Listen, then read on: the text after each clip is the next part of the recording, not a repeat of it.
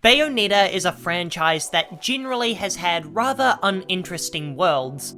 The initial installments wowed me with their exotic, striking colours and European charm in their old cities, but both Vigrid and Noaton outstayed their welcome, as the environments only began to change and evolve during the third act of both games.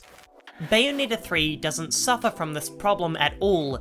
Instead, its multiversal misadventures take us far and wide across the infinite universe, and present a revolving door of set pieces and locations that only stick around for a short time. This is far and away the best diversity a Bayonetta game has ever had. Tokyo and Paris present modern environments and use the infrastructure only these cities have, like using the subway tunnels as corridors with oncoming trains to dodge. Using locations like Shibuya and the Arc de Triomphe as an arena makes the battles feel memorable and recognisable, unlike the first two games, which don't really bear any indelible landmarks. Ancient China's war-torn explosions are certainly the most visually spectacular of the universes. Still, this area feels the most linear out of all of them. It's definitely because there's no land beyond the set paths, while the other universes feel more open due to their streets. Before I talk about the Egyptian level, I have to talk about why each of these locations works so well. Bayonetta is a franchise about spectacle, whether it be the protagonist's perverse poses, or the demonic colossi wreaking devastation. These games are, well, it's not fair to say all flash and no substance, more like all supernova and an Olympic swimming pool worth of substance, in the visual department at least. The spectacle of the gameplay is obvious, but the spectacle of the world comes from the contrast between the opening of the chapter and the end. It's always a slow-paced arrival in a new dimension. It gives you a few seconds to admire the new location. Where the spectacle of the world comes in is how the Bayonetta games love to tear up these cities without any remorse. Seeing Tokyo go from its normal, sharp self to a giant scrap heap is such a catharsis, as the destruction is so over the top it's hilarious.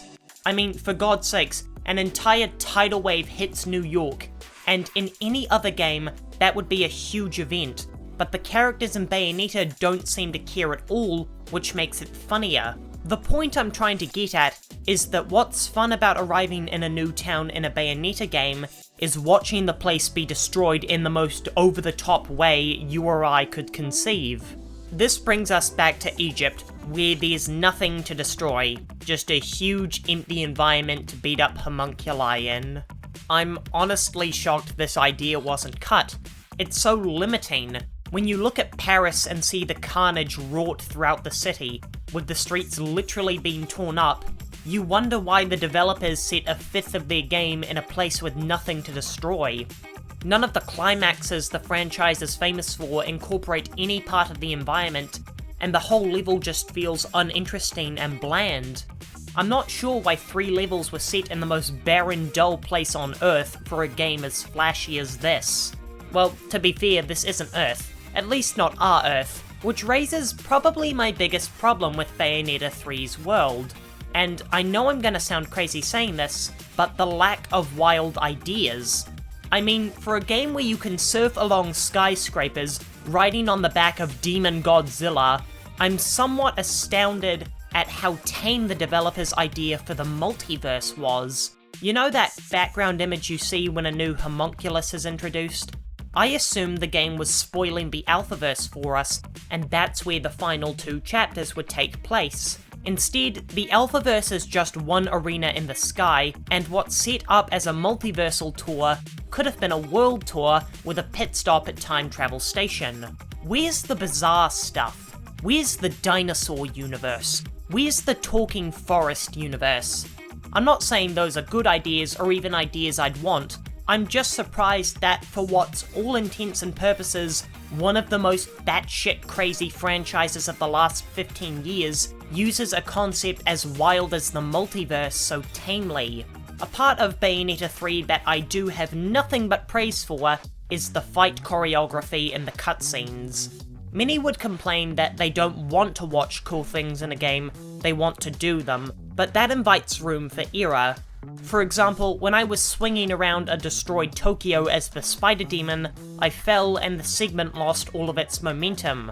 The scripted nature of the cutscenes allows the animators to go wild with whatever they can imagine, and honestly, some of these guys should be directing anime. The bombasticism of surfing a luxury cruise ship on a tidal wave could only come from the unhinged minds of Japanese auteurs, and these cutscenes establish Bayonetta as the absolute badass she was born to be. The legendary animations of this franchise are also as impressive as ever during gameplay, as the special skills animations are nothing less than, to steal a phrase, smokin' sexy stylin'. Which is why Bayonetta 3 is my least favourite game in the trilogy. Weird transition, I know. Still, because Bayonetta's animations are so visually gorgeous, it rips my heart in half that I have to play a third of the game as Viola, who is just not given the same amount of flair. Her slashes are undoubtedly pretty, but compared to Bayo's octuple weapon and demon combos, there's no comparison, which makes the sections playing as Viola an absolute hindrance to Bayonetta's narrative, gameplay, and aesthetics. Bayonetta 3 has the best diversity of the trilogy, and the most style in its animations. However, as it's the only game in the trilogy that's not a thrill from start to finish, it comes in last in the overall rankings. Bayonetta is outstanding. I just wish she stood alone.